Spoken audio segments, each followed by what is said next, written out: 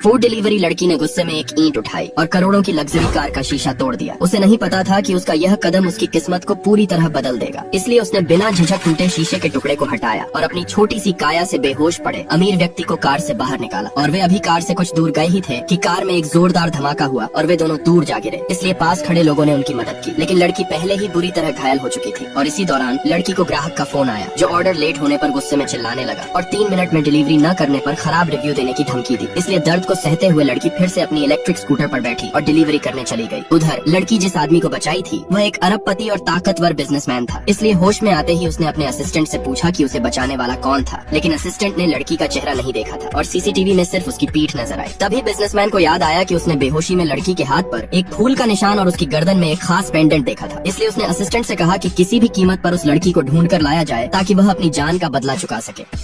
लड़की को अपनी आखिरी ऑर्डर डिलीवर करने के बाद पता चला कि उसकी मां की तबीयत बहुत सीरियस है। इसलिए वह तुरंत अस्पताल पहुंची, जहां उसे डॉक्टर ने बताया कि अगर 3 दिनों के भीतर 50 लाख रुपए इकट्ठे नहीं हुए तो उसकी मां का इलाज नहीं हो सकता। परंतु लड़की के पास इतने पैसे नहीं थे, इसलिए वह परेशान होकर जमीन पर बैठ गई। लेकिन तभी उसे याद आया कि वह अपने पुराने घर को बेचकर पैसे जुटा सकती है। इसलिए वह तुरंत घर जाने के लिए उठी। परंतु अस्पताल से बाहर आते वक्त उसकी टक्कर उसी बिजनेसमैन से हो गई जिसे लड़की ने बचाया था। इसलिए जब बिजनेसमैन ने उसके हाथ पर फूल का निशान देखा तो वह उस लड़की को रोकना चाहा, लेकिन लड़की जल्दी में थी, इसलिए चली गई। परंतु असिस्टेंट ने बताया कि उसने डिलीवरी ऐप से पता लगाया है कि लड़की अपने पिता शागोडोंग के नाम से अकाउंट चलाती है। यह सुनकर बिजनेसमैन ने लड़की को ढूंढने के लिए शागोडोंग का घर पता करने को कहा। उधर लड़की जब घर पहुंची तो उसने देखा कि उसके पिता को कुछ गुंडों ने पकड़ रखा है, क्योंकि उसके पिता जुए में 20 लाख का कर्ज लिया था, जिसे न चुका पाने के कारण गुंडे उसे मारने की धमकी दे रहे थे। इसलिए लड़की ने गुंडों से माफी मांगते हुए कहा कि उनका पुराना घर स्कूल के पास है और वह उसे महंगी रकम में बेचकर कर्जा चुका देंगे।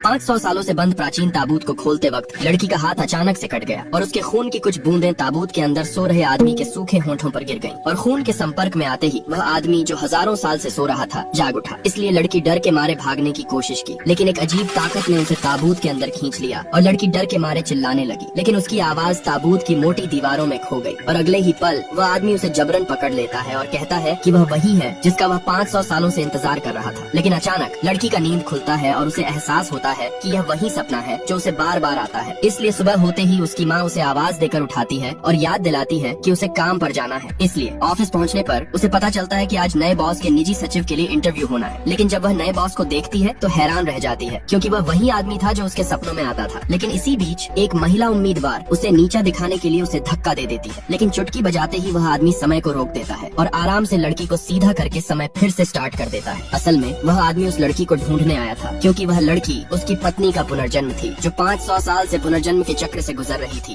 बूढ़ी दादी ने अपनी पोती को सड़क के बीचों बीच ले गई और जब उसने देखा कि एक ट्रक उसकी ओर तेजी से आ रहा है तो उसने जानबूझकर एक खाली बोतल फेंकी और पोती से उठाने को कहा और खुद सड़क पार कर दूसरी ओर चली गई। परंतु जब इस दृश्य को निर्माण स्थल पर काम कर रहे पिता ने देखा तो वह दंग रह गए। इसलिए जब बेटी ने बोतल उठाई और अपनी दादी को वहाँ नहीं पाया तो वह घबरा गई और इस दौरान ट्रक भी उसके करीब आ रहा था। इसलिए पिता ने यह देख बेटी को बचाने के लिए दौड़ लगाई, लेकिन चालक की थकान और ट्रक की तेज रफ्तार के कारण पिता और बेटी दोनों ट्रक की चपेट में आ गए और बेटी की तुरंत मौके पर ही मौत हो गई और पिता गंभीर रूप से घायल हो गए। लेकिन ट्रक के ठहराव के कारण दादी ने केवल अपनी पोती को ही देखा। इसलिए खुश होकर उसने तुरंत एक फोन किया, लेकिन यह फोन एम्बुलेंस को नहीं बल्कि एक तांत्रिक को, क्योंकि दादी ने पहले ही एक तांत्रिक से भविष्यवाणी करवाई थी और तांत्रिक ने कहा था कि उसकी पोती अशुभ है और वह पूरे परिवार के लिए खतरा है। और इस अंधविश्वास में आकर दादी ने अपनी पोती को अशुभ आत्मा मान लिया था और उसे मारने की योजना बनाई थी, लेकिन उसे यह अंदाजा नहीं था कि इस योजना में उसका बेटा भी मारा जाएगा।